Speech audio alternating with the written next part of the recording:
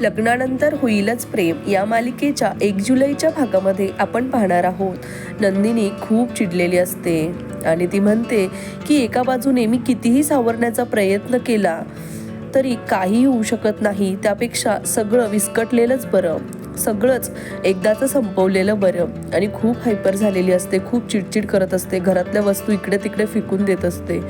तर दुसरीकडे पार्थ काव्याला म्हणतो की नवरा म्हणून तुम्हाला सुखात ठेवणं ही माझी जबाबदारी मानतो मी, तुम्हाला त्रास होऊ नये म्हणून मी वाटेल ते करीन, आणि जर तुम्हाला मीच त्रास वाटत असेल तर मी शब्द देतो की यापुढे तुम्हाला माझा आणि आपल्या लग्नाचा काही त्रास होणार नाही।